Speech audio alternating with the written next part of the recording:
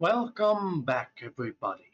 My name is Gert Janssen van Rensburg, and welcome back to Chess with myself. Um, Today, we're covering another king of the chessboard, namely Emanuel Lasker.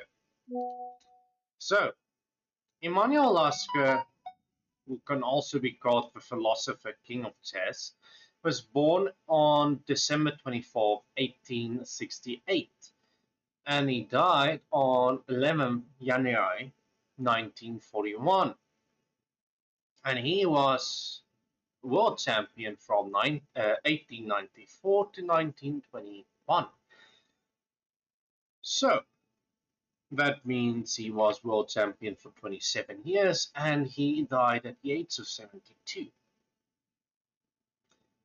But Emanuel Lasker was more than just a second official chess champion, world chess champion. He was a colossus of the game, and like I said, holding the title for an unprecedented 27 years, longer than any champion in history. He was born in Berlichten, Prussia, now it's known as Barlinek, Poland. Lasker learned chess from his brother Berthold, who himself was amongst the world's top players in the 1890s. What followed was a career of unmatched dominance. According to statistician Jeff Sonas, who's behind the Chessmetrics website, Lasker was the number one world player in the world for 24.3 years, more even than Kasparov, who was 21 years if I'm not mistaken. Sonas even called Lasker the most dominant player of all time. As for his tournament brilliance, from winning every game at New York 1893, a rare perfect score in major chess history, to triumphant performances at London 1899, Paris 1900, and St. Petersburg 1914, Lasker consistently outclassed legends like Pillsbury, Rubinstein, and Capablanca. Even into his 60s, Lasker was crushing it, and this is after he lost the title to Capablanca.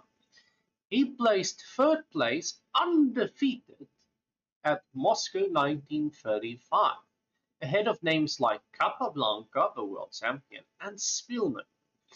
Ruben Fine called it a biological miracle.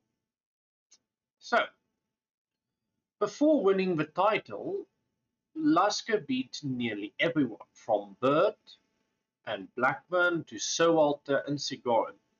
After dethroning Wilhelm Steinitz in 1894, he went on to defend the title multiple times, and even decades after losing it in 1921, he was still battling world elites. Whether at the height of his reign or in his twilight years, Lasker embodied resilience, brilliance, and strategic depth. He wasn't just a champion, he was a philosopher of chess, ahead of his time in psychology, preparation, and adaptability. His legacy? Eternal. And also, not only that, in his personal life, he was a philosopher, a stateswriter, and a mathematician. So, again, amazing uh, person when it came to being world champion of chess while also being able to do all of that, like having degrees. So the game we're covering today is known as Pillsbury Doe, or Doe. The game was played on 4 January 1896 in the St. Petersburg Quadrangular tournament held in St. Petersburg, Russia. Emanuel Lasker was 28 years old when he played the game with the black pieces, and his opponent, Harry Nelson Pillsbury, was 24 years old when he played the game with the white pieces. Now, Harry Pillsbury lived from 1872 to 1906, and he was America's great prodigy of the 19th century, a player of blistering talent and creative force. After learning chess at 16, he stunned the world by winning the 1895 Hastings tournament ahead of the reigning elite at that point. Though illness cut his right short, Pillsbury was feared even by world champions and remains one of the greatest uncrowned legends in chess history. and I shall cover at a later point. But so, the game opened up with d4, and Lasker responded with d5 and c4. This is now known, or probably known at that point as well, the Queen's Gambit. So it is actively fighting for the center. e6, declining the gambit and solidifying the center with a pawn structure or pawn chain. However, the c8 bishop gets locked behind the pawn chain as a result. Knight c3, knight f6, knight f3. Both players are just developing their pieces. Note that they are developing the knights before they are developing the bishops. And they are also developing towards the center. c5. Black now plays c5, known as the semi-terrace defense, because the normal terrace is actually a straight c5. It's called a semi-terrace because for reasons. Aimed at actively fighting for the center. There's now a lot of pawn tension in the center as well. And allowing the b8 knight to develop towards c6 without the problem of the c6 pawn being immobile. Note that an Isolani structure can arise after multiple trades in the center for either color. So let's say this is one form of an isolated pawn structure, with black having the isolated pawn or isolated queen's pawn, IQP, or Islam. Otherwise, you also have what is known that could happen is if white plays e3, black could end up creating an isolated pawn for white. On top of that, there's also another thing to mention, and that is we can also expect the Grunfeldcenter after c takes d5, because the idea of the semi-terrace is to play knight takes d5. e4, knight takes c3, and b takes c3, and this is known as the Grunfeldcenter, at the very least according to Mauricio Flores-Rios, who wrote the Grandmaster's Guide to Pawn Structures. But anyways, as a bit of trivia, we have Dr. Siegbert Terras to thank for this.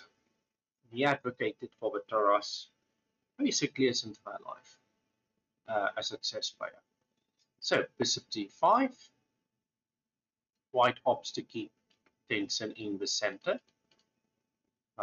But I would say by not clarifying matters in the center, black actually gets a rather pleasant position. Therefore, we can consider bishop d5 an inaccuracy. Better would have been either c takes d5 or e3. And we also see why bishop c5 is inaccurate when we look at how the game went. So Lasker played c takes d4, queen takes d4. So two things of note. The queen is coming out early, which allows black to develop with tempo, which I personally don't like, but white chose to do this because of one, it develops a piece, albeit it is a queen, and two, knight takes d4 is a rather unpleasant scenario after e5.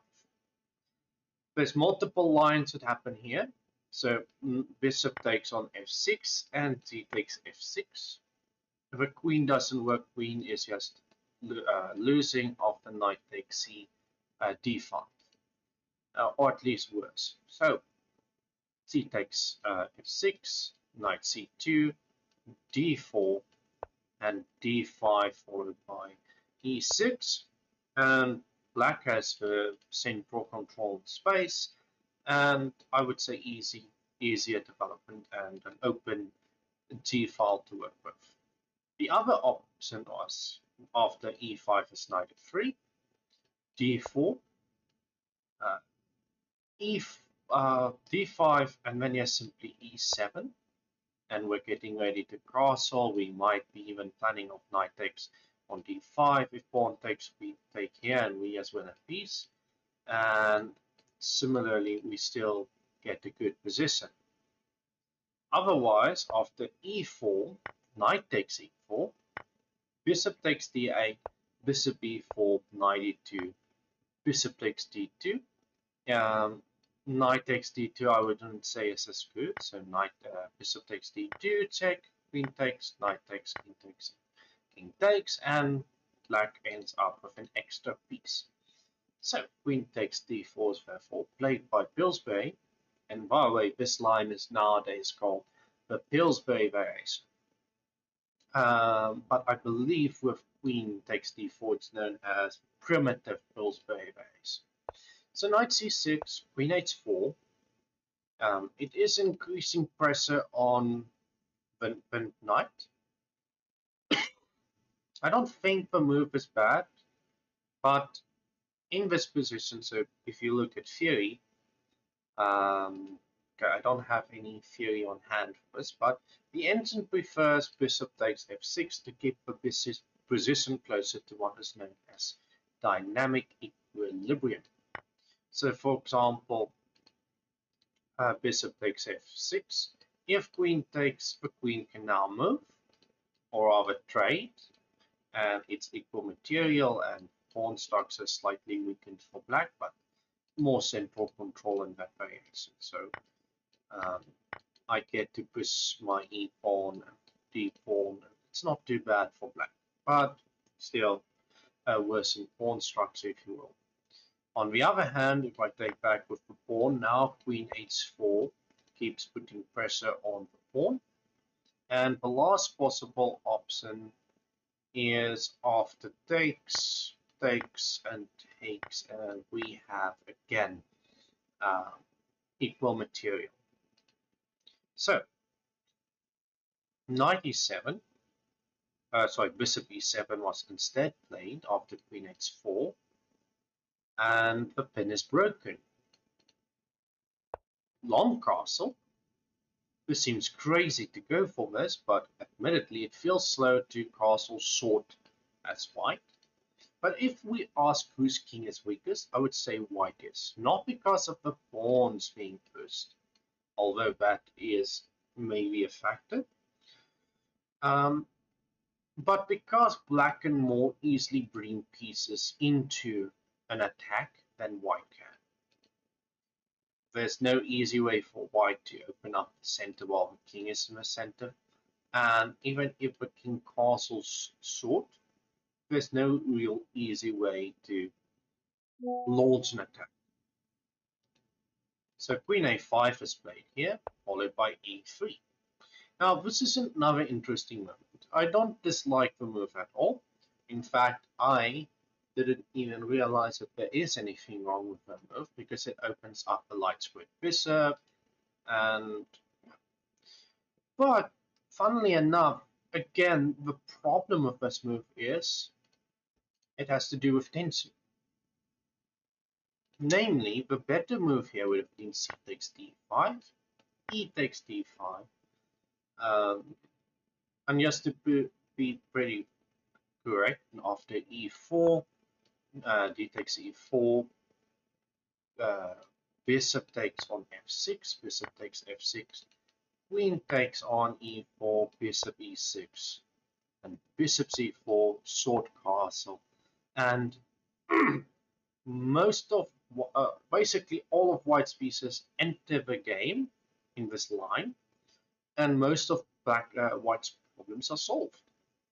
And so this is pretty much a better variation than what happened in the game. In fact, white could even play this, and again, most of the problems are gone. But by playing e3, because by the way, I just want to bring this to note.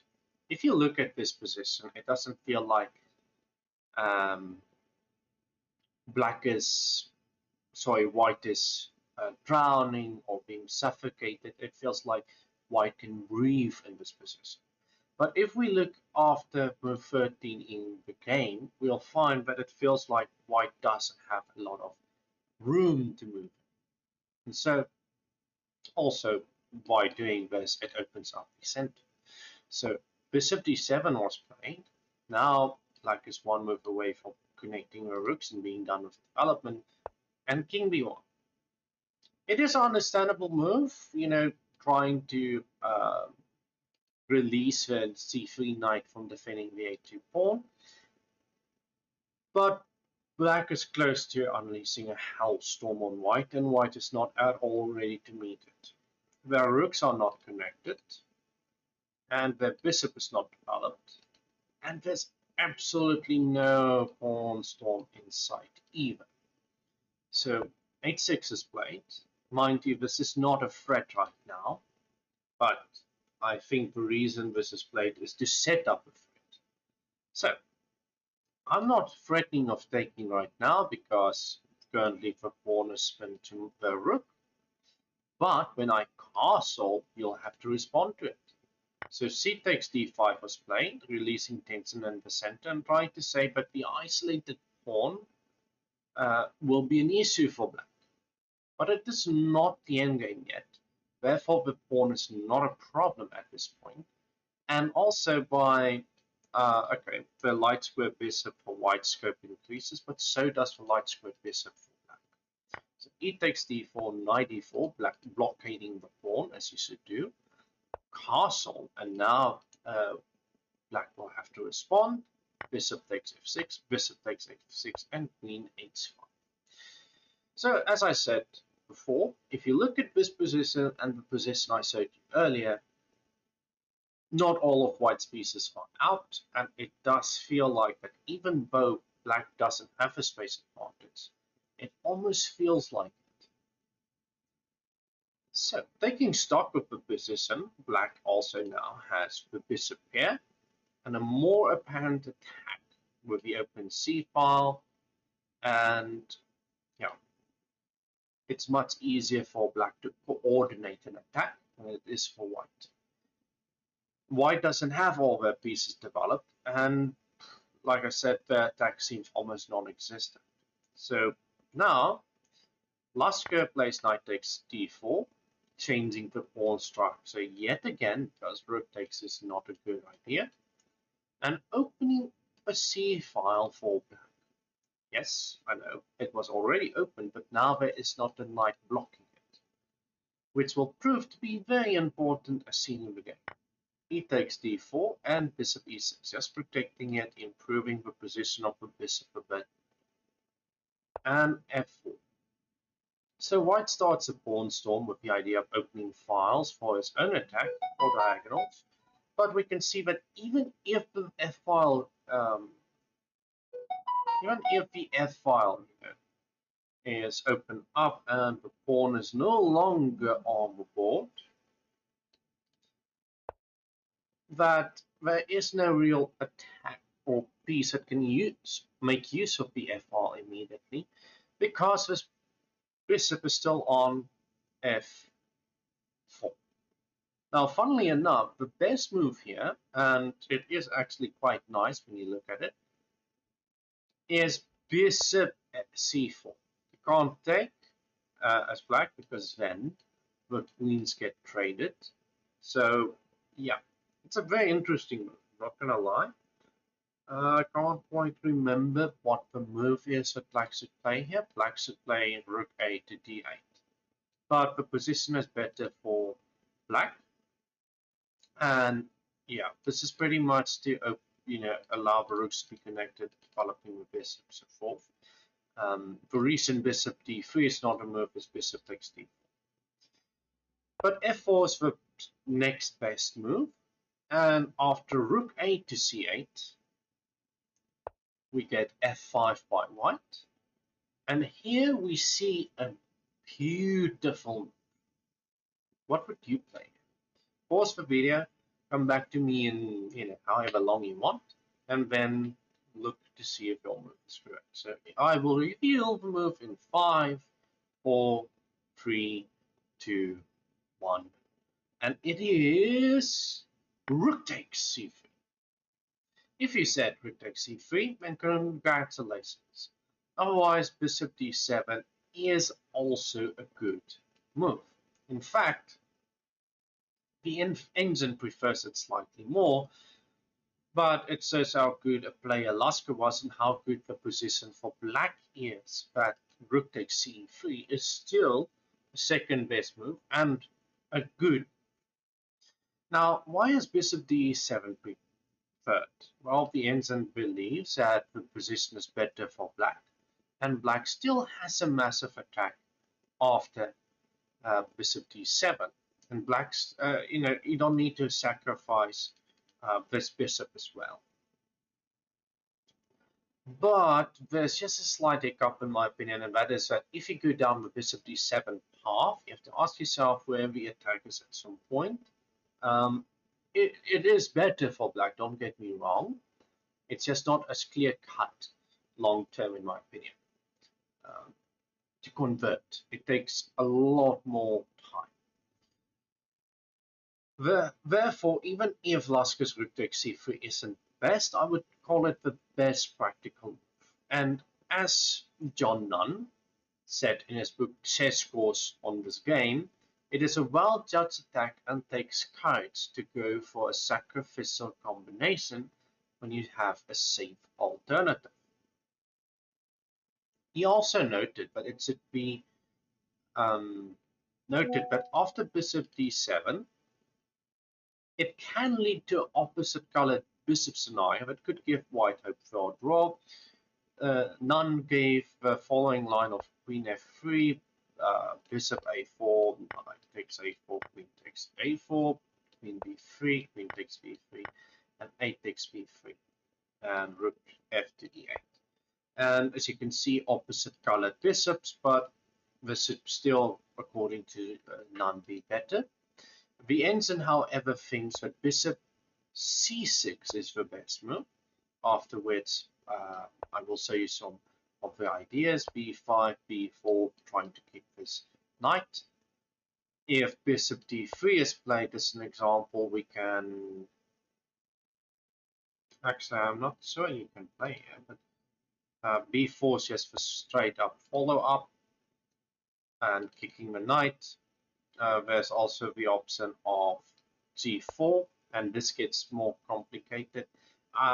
I'll spare you the details, but I made the ensign play a game from bishop d7 against itself, and we talked with pretty much 70, 80 plus moves before we had a result. So it's not at all a quick finish, and I'm not... Okay, humans will make more mistakes, but the text in the game feels almost way more, how to put it, feels more concrete, feels more tangible, the advantage. So rook takes e3, followed by f takes e6, best move, as b takes on c3, just allows a devastating attack of rook c8. I still leave the bishop to be taken, because, for example, if I take on e6 now, it's simply queen takes and there's checkmate threats all over. With, let's say, queen e2 played, and then you're simply bishop takes d4, and we're threatening queen a1 checkmate. And if the queen takes on f2 check, the king just goes to h8, and there's no more checks, and checkmate is basically threatened once more with the bishop takes. So the other line is rook to c1, followed by queen b6, king a1, because if king c2, it's just simply queen takes d4, and you can't take back. Sorry about that, because of a rook pin. So queen a1, rook takes c3, rook takes c3, and queen takes d4, and again there's some checkmate ideas later on. So f takes e6 was played, and the next move is rook a3, yet again sacrificing a rook. Rook a2 is threatened, and b takes on a3 opens more lines of attack. As can be clearly seen in this game, material is of lesser importance when there is a raging attack. Paul Morphy proved this, and as Bob Fischer famously said, sack, sack, and mate. So, e takes f7 was played instead, which, by the way, is not the correct move. The correct move is, in fact, b takes on a3, but it looks really dangerous, followed by queen b6, and all kinds of threats on the d4 pawn, followed by mate. But anyways, we'll see that a little later. E takes f7 is a big mistake. Rook takes f7, and now b takes a3, followed by queen b6. Now, the next move is an excellent move in my opinion by white, and that is sacrificing the bishop with an attraction motif, diverting the black queen away from attacking the d4 pawn. So I take the pawn, the bishop, and now the queen is no longer targeting the pawn. And queen a1. Lasker followed up with rook c7. It is a logical move, yet not best. In fact, according to the engine, it is now a draw, although it is a draw because of perpetual check. But otherwise, I think white just has been given an extra chance. So queen c8 would actually have kept the advantage. But how? Well, funnily enough, white is forced to enter a lost rook endgame or they get mated. So, for example, if king b1 is played, it's just simply queen b6 check, king a1, and bishop takes d4, and we are in a position where we are up a pawn. King b1 and queen d3 check. And this line goes on, but the actual line that's really interesting is at, where was it? You had queen b2, which also just falls to bishop takes on d4. Queen e2 also falls for bishop takes on d4. And then last but not least, queen z4 falls to rook e7, because we're getting ready to bring the rook into the game. King b1, queen b6, king a1, rook e4, the queen has to give a check on c8, king h7, and queen c2. Bishop takes d4, rook takes d4, queen takes d4 check, king b1, queen b6 check, king a1, queen f6 check, king b1, and queen c6, preparing to kill white if white doesn't trade queens. So, for example, rook c1, we follow up with rook e2, and the queen trade happens, and this endgame is just simply winning. But let's say in this example, white goes for queen f2. We simply have rook e2 discover check, winning the queen. And if instead we have rook c1, again we have rook c4. If king a1, we have rook e1 check.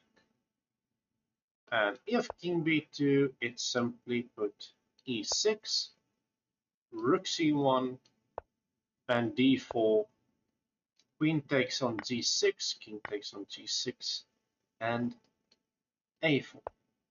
And what will happen is that this position is still winning with rook b6, king a3. I am not going to say quite the endgame, but anyway, so rook d2 is played in the game in response to rook c7, rook d2, rook c4, and this is also not, this is I think fine. Rook 8 to d1. This is logical play. Yes, no, neither player are playing best as white gave black an advantage again, but black's next move gives it away again anyway. So rook e1 was the preferred move, setting up a petrol check. So let's say black continues queen a5. We have rook e8 check, king h7, queen f5, g6, rook e7 check,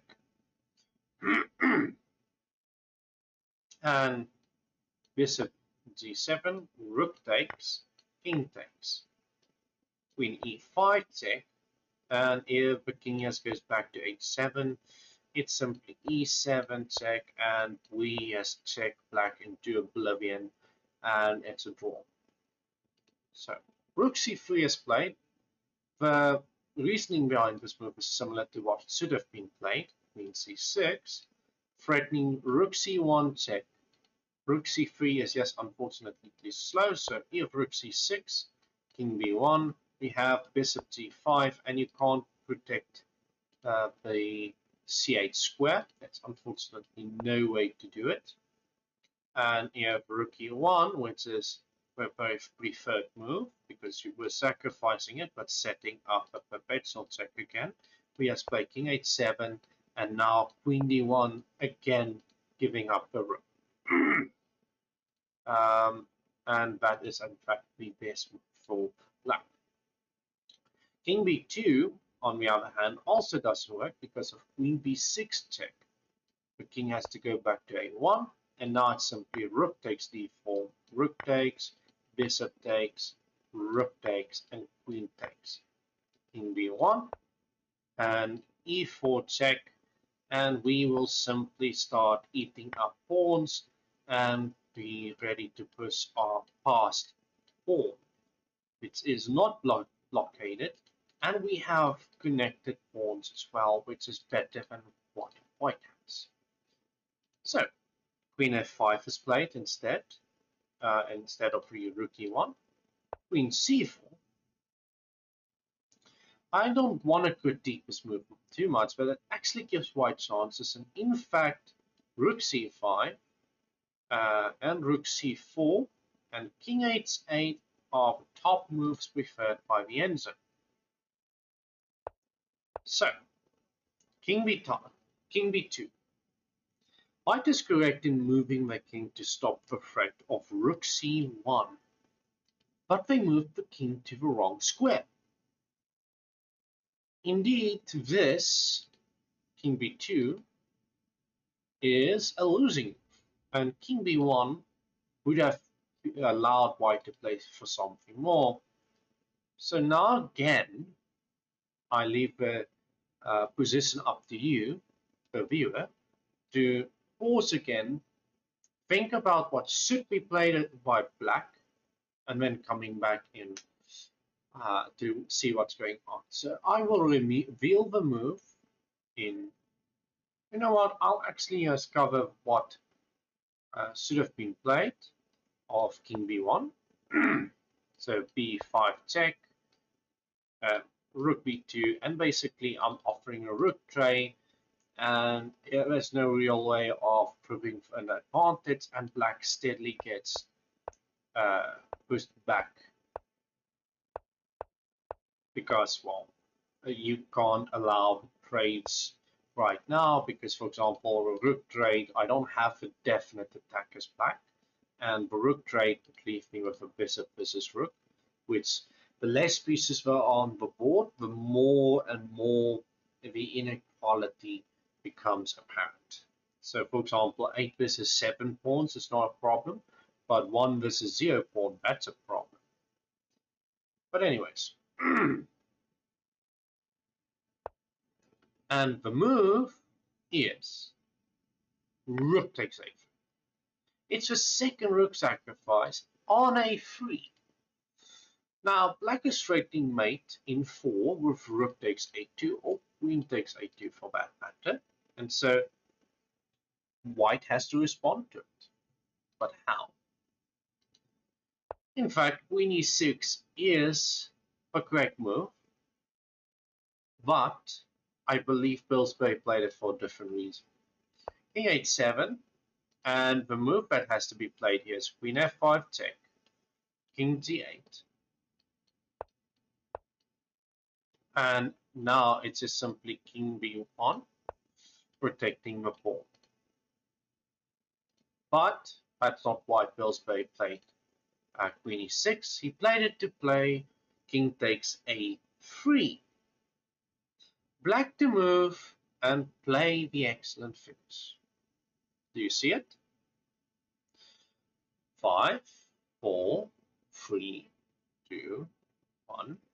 And we have the brilliant, nice follow-up of Queen c3 check, a4, b5 check, King takes b5, and Queen c4 check. And black wins because white resigned in this position. Because the only legal move for white is King a2, followed by bishop d8 check, a retreating move, and Queen b6. Now, if the queen was on f5, this would be checkmate already.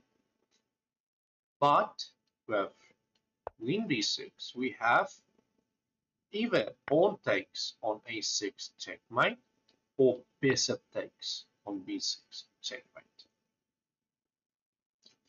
So, I am not sure why Pillsbury played King a3, but King takes a3, but I believe he didn't have a lot of time on the clock and therefore didn't see the mate if he took the rook. Actually, I do think he saw it, but I think he thought that Queen e6 stops it. From what I've read, Lasker played King h7, which is not as good as King h8, instead of the more accurate King h8, due to time pressure. He was likely aiming to reach the next time control safely. My source for that, by the way, is John Nunn's book, Scores, where he talks about the game a bit. So my thoughts on this game. This game highlights why both Pillsbury and Lasker were top players of their era. Dynamic, resourceful, and unafraid to enter sharp complications when positions called for it. I would say we can see from this game it is important to understand pawn structure, and vitally important to never, ever, ever ignore tension in the center.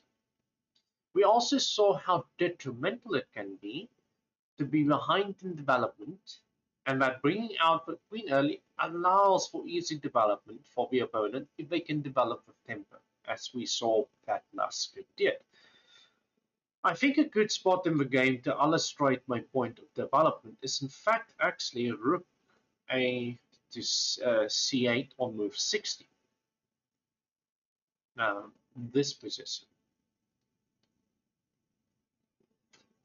As we can see, both sides have equal material, two minor pieces for each side, even though it's two bishops, this is a rook, bishop and knight. Both sides have two rooks.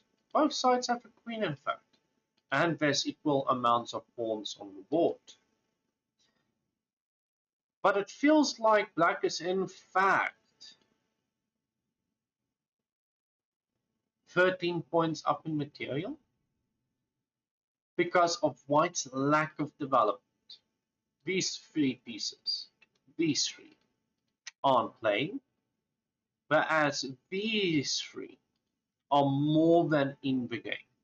In fact, I'm just going to make them blue because this queen is developed, but it's maybe not the best queen. This queen is taking part in the action on queen side, whereas these two rooks and bishop, they're still on the 8th rank. They're not doing anything. They're not looking at anything wonderful.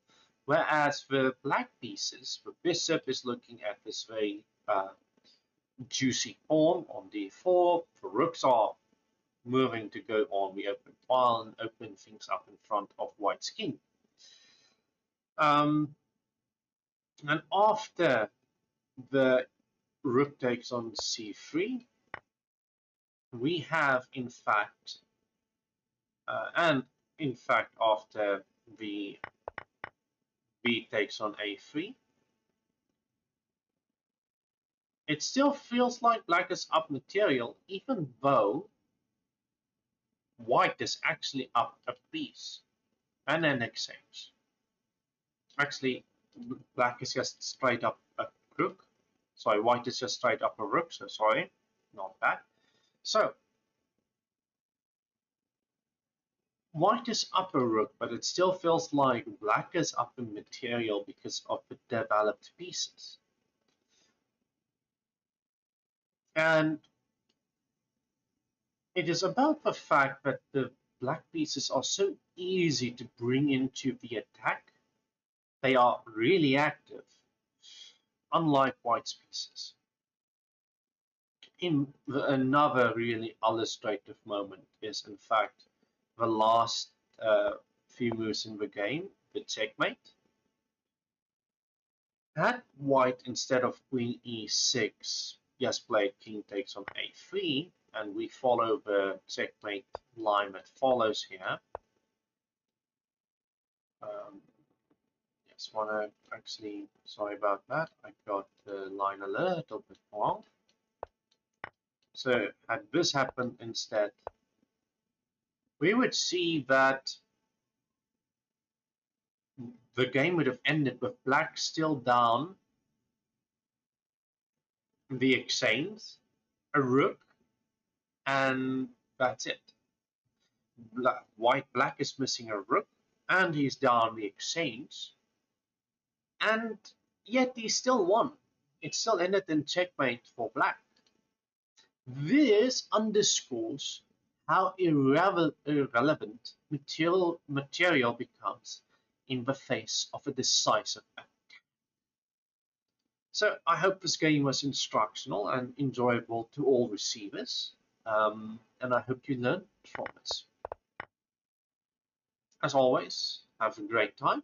If you're in South Africa and you're in the Gauteng province, maybe even in Pretoria, do please look up the Pretoria Chess Club. I'm putting the website link and the Facebook link in the description. And so, yeah, please do come and see us all. A jolly group of fellows, and we would love to meet you. Great. As always, have a nice one. Cheers.